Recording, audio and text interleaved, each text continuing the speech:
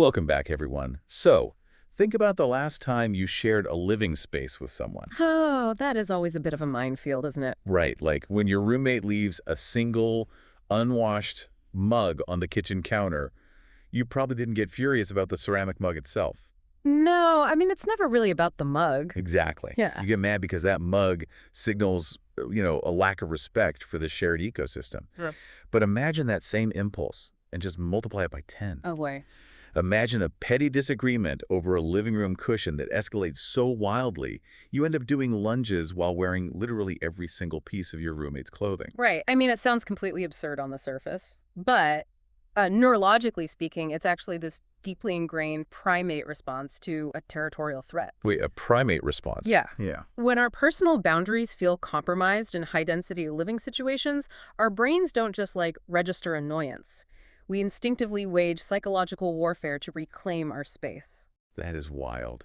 Well, welcome to the deep dive, because today's deep dive is packed with hilarious moments, friendship drama, relationship troubles, and some unforgettable chaos. It really is. Okay, let's unpack this, because today we're looking at source material that proves why a fight over a piece of furniture is never just about the furniture.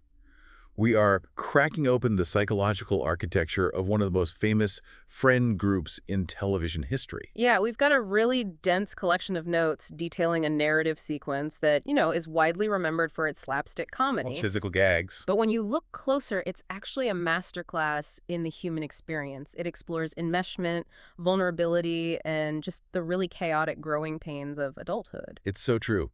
Let's jump right into that struggle for space, because the source material kicks off with this legendary battle between Chandler and Joey over a single armchair. Ah, yes, the chair war. And if you know the lore, you know the setup. Someone gets up, the other person takes the seat, and suddenly the apartment isn't the living room anymore. It is an active war zone. Cushions are stolen, underwear is hidden, and it culminates in Chandler wearing layers upon layers of Joey's wardrobe. It's like mutually assured destruction, but with laundry. That's a great way to put it. But I have to ask, why do small physical inconveniences trigger such massive childish meltdowns between otherwise really close friends? Is it really a territorial primate thing? What's fascinating here is what we call the comedy of escalation. Okay, the comedy of escalation. Right. What we're really looking at is the rapid collapse of spatial autonomy.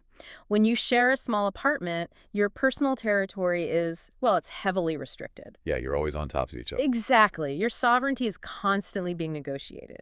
So when you lose the one chair you claimed, it registers to your nervous system as this sort of existential threat to your autonomy. So stealing the cushions or wearing all the clothes, that's just a way of taking that autonomy back. Precisely. It's an assertion of dominance through the overconsumption of space. The primitive response to having your space taken isn't to politely ask for it back. It's an absurd physical expansion. The logic is you took my microscopic territory, so I am going to literally inhabit every piece of fabric you own. That is hilarious. And it actually makes perfect sense when you pair it with the other major physical conflict happening right next door. Oh, the entertainment center. Yes. Ross attempts some DIY home improvement and builds this massive entertainment center, but it becomes so huge that it literally blocks both apartment doors.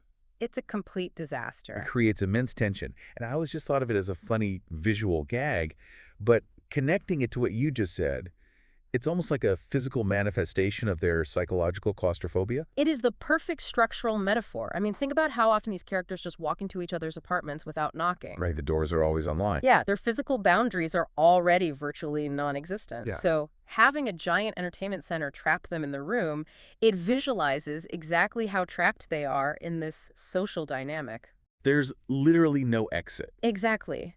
The tension has nowhere to dissipate, so it just bounces off the walls and turns inward. You're just constantly bumping into each other's neuroses. Yeah. Which actually transitions perfectly into how they handle their internal emotional spaces. Oh, absolutely. Because while Chandler and Joey are fighting for physical control, the rest of the group is fighting intense battles over emotional exposure. And the mental space in this group is just an absolute traffic jam. The walls